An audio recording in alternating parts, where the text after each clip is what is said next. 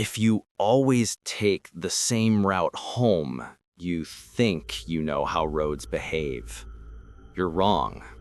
Some roads keep their memories, and sometimes they keep you.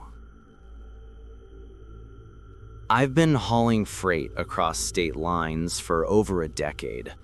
Long nights, stale coffee, and miles of empty highway taught me a kind of practical superstition. If something on the road felt wrong, you steered around it. That night in late October, after 22 hours awake and a shipment 2 states behind schedule, I made the kind of decision every tired driver makes. I chose the shortcut I'd never seen on any map. The GPS suggested a reroute, white letters on a blue strip. Neat and innocuous. Take Highway 41B to save 28 minutes, it read, and I told myself I could afford the risk.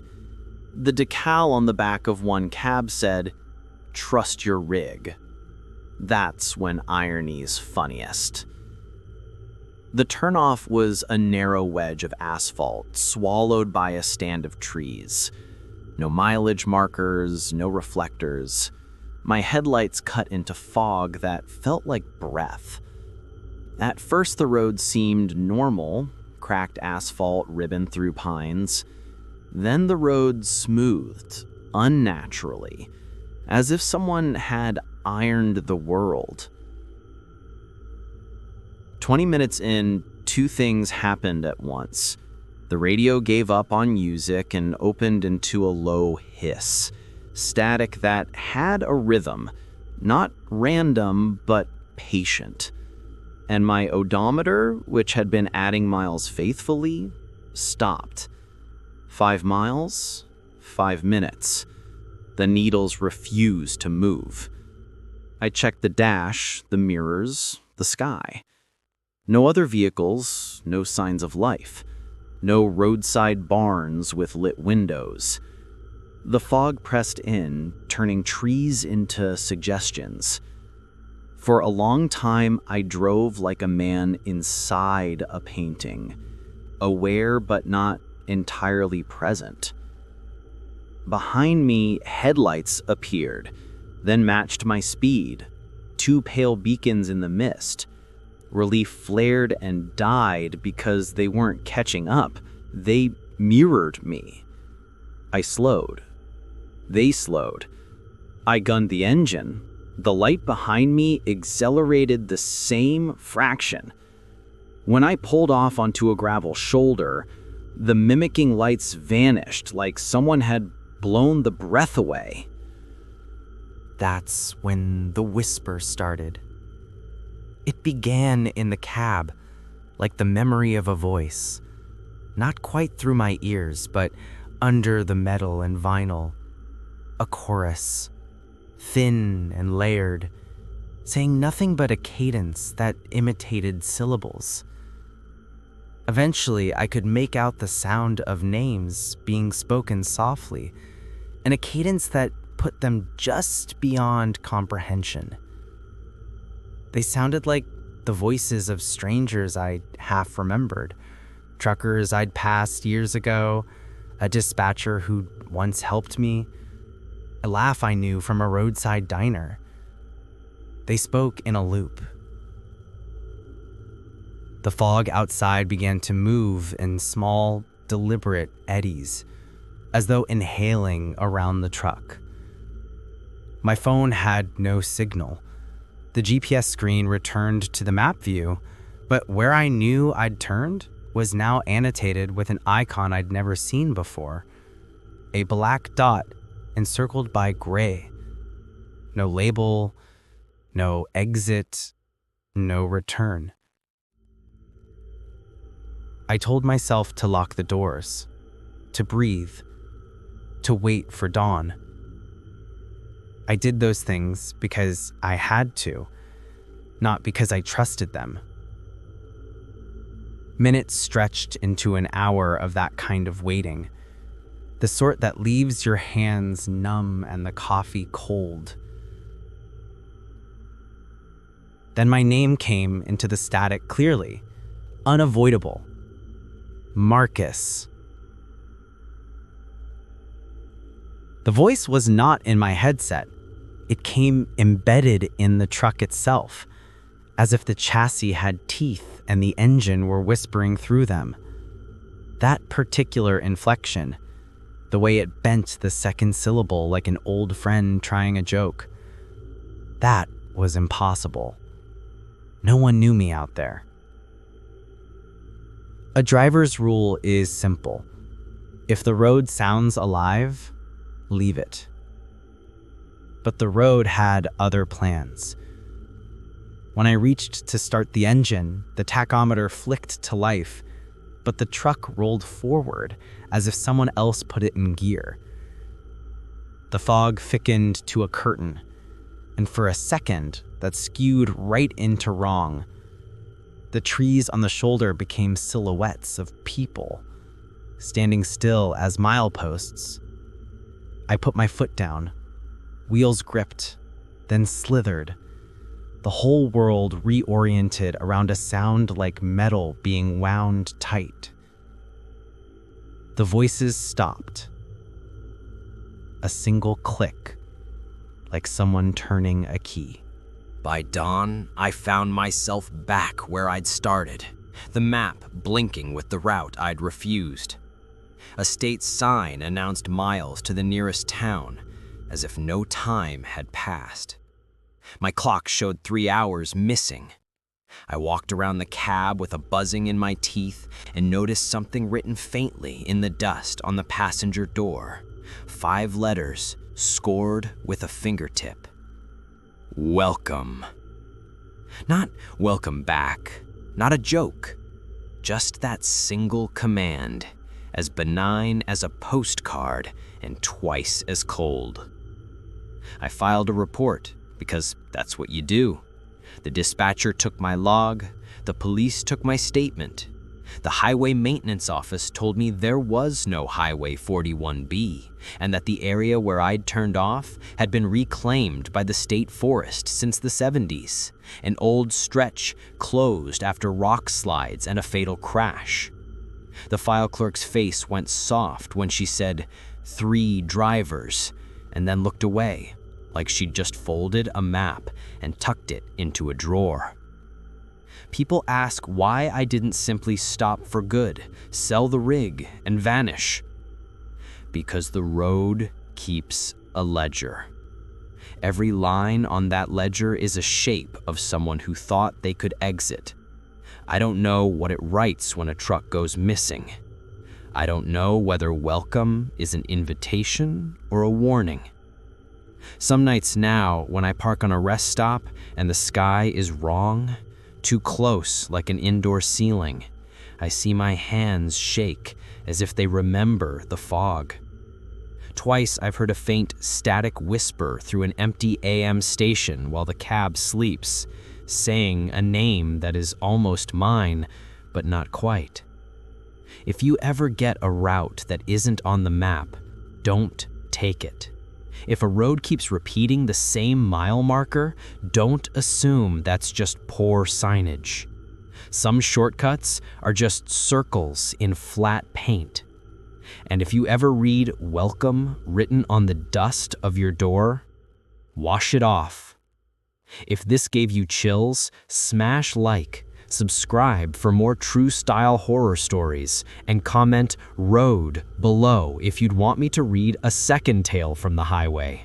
I'll pin the best replies. Hit the bell so you don't miss the next upload.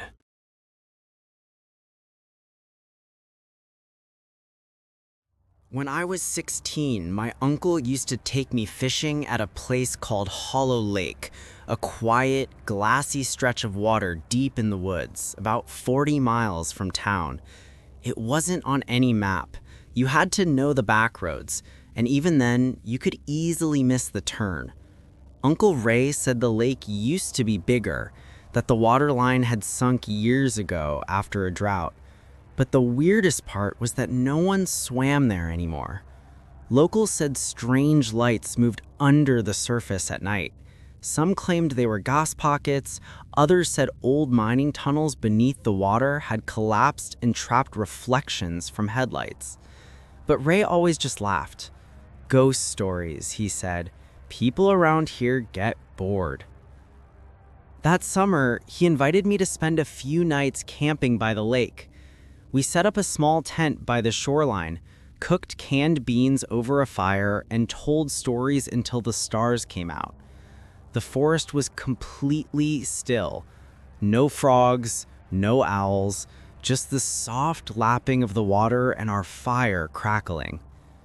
Around midnight, I noticed something. A faint blue glow shimmered under the lake, far out, maybe 50 yards from shore. It pulsed once, then faded. I pointed it out, but Ray shrugged. Probably moonlight. Except the moon wasn't up yet. The next night, I saw it again, closer this time. 3 glowing orbs moving slowly just beneath the surface, circling each other like they were alive. The light was soft but steady, and when the wind died down, I swear I heard something faint, like humming, rhythmic, almost human. Maybe divers? I whispered. Ray frowned. No. At midnight? No. Pack it in, kid. But I couldn't sleep. The lights came back a third night, and that time, they didn't stay in the water. They rose. Silent, perfect spheres of blue light drifted up from the lake and hovered just above the surface. For a moment, they reflected on the water like stars, and then they started to move toward us. Ray stood up, flashlight in hand. "Hey!" he yelled, waving his arm. "Who's out there?" The beams didn't scatter or fade when the light hit them. They just kept floating closer until I could make out faint shapes inside them. Faces. Human faces. Pale and shifting like they were underwater. Ray grabbed my arm. "In the truck. Now." We ran. I didn't look back until I heard the sound. A deep, vibrating hum that rattled the metal of the truck bed. The orbs hovered above the lake for a few seconds longer, then sank straight down, leaving ripples that spread out across the dark water. We drove through the night, not saying a word. By sunrise, we reached town.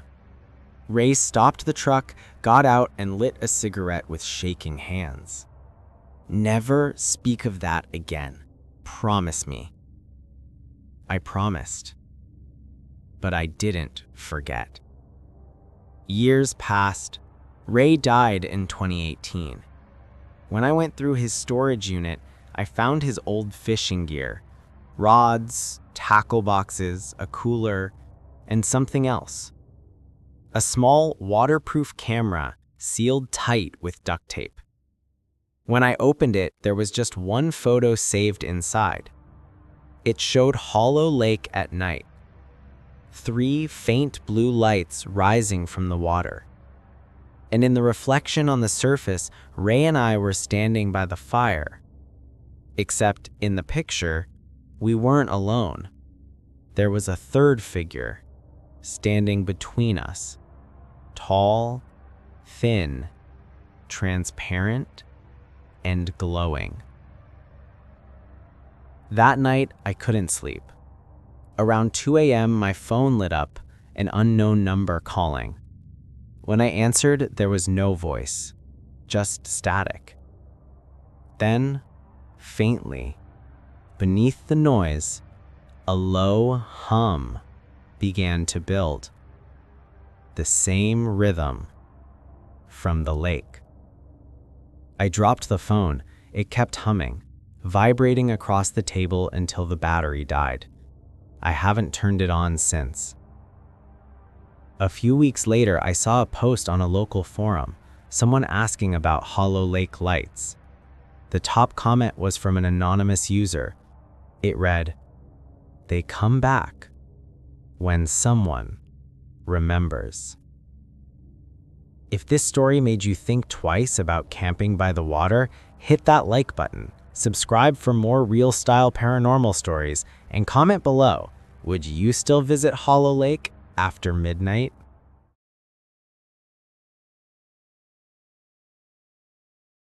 When I worked for the county transit department, my job was simple: monitor the late-night radio frequencies used by bus drivers across the city.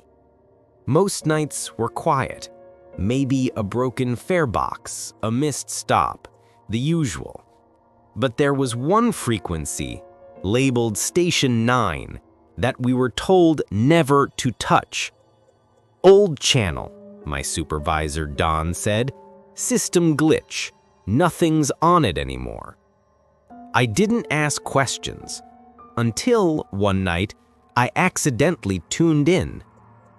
It was around 1:40 a.m., halfway through my shift. The office lights buzzed, the air conditioning rattled, and I was trying not to fall asleep when the radio crackled. Not static, a faint voice. At first, I thought it was a driver calling in. "Control," the voice said. "Do you copy?" I checked the active routes. No one was out on the road near that frequency. Still, I answered, "This is Control. Identify yourself." A pause. Then the same voice, quieter, "You shouldn't be on this line." The radio clicked dead. I sat there for a while, staring at the panel. Probably a prank, I thought. Someone from maintenance messing around. But when I replayed the transmission log, the timestamp read 1:47 a.m., and the signal source was listed as inactive node Route 7. That route had been shut down for 12 years.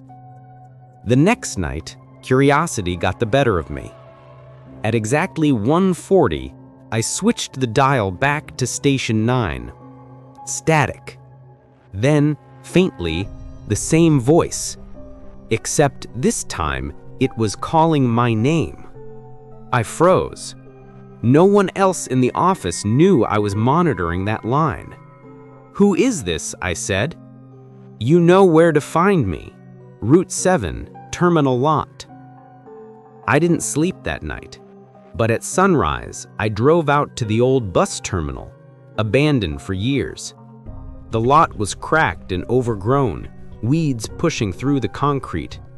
The only thing left standing was an old shelter and a broken sign that still read, "Station 9, do not use." Inside the shelter was an old radio console, same model we still used, and a bus schedule frozen on the date June 14th, 2011. That was the night of the Route 7 crash. A driver named Harold Finch lost control on a bridge and went off the road. The bus was found days later at the bottom of the river.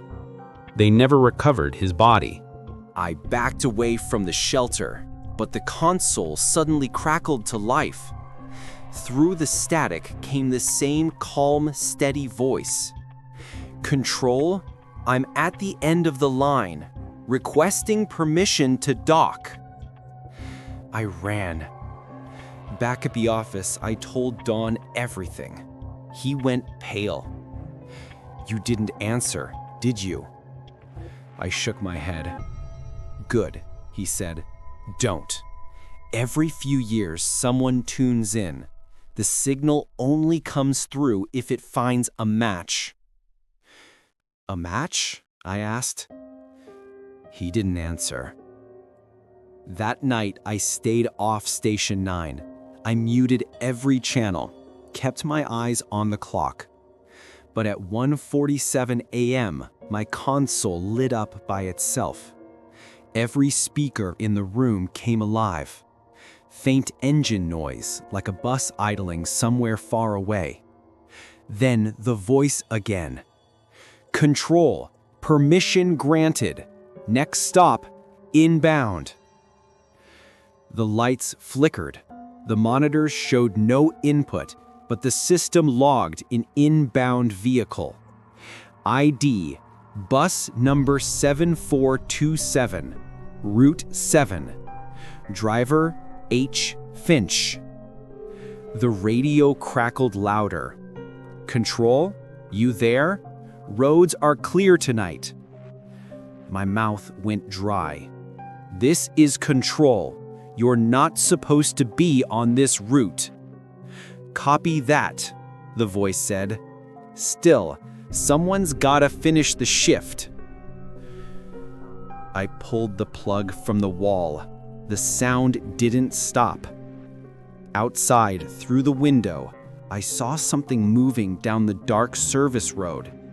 2 dim headlights gliding silently through the fog. They passed the building, slow and deliberate, then faded into the distance toward the old terminal. I quit the next morning. When I came back to return my ID badge, Don was gone. His office was empty, computer off. But on his desk was a note, just one sentence written in blue ink. He asked for me this time. I don't work in transport anymore, but sometimes around 1:47 a.m., my phone buzzes. No caller ID. When I answer, there's that same faint hum, like an engine idling somewhere just out of sight. And then, softly, the voice. Control, roads are clear. Ready for pickup. I always hang up. But one of these nights, I'm afraid I'll say copy that. If this story made you glance out your window tonight, hit that like button. Subscribe for more true-style paranormal stories. And comment below, what would you do if Station 9 called your name?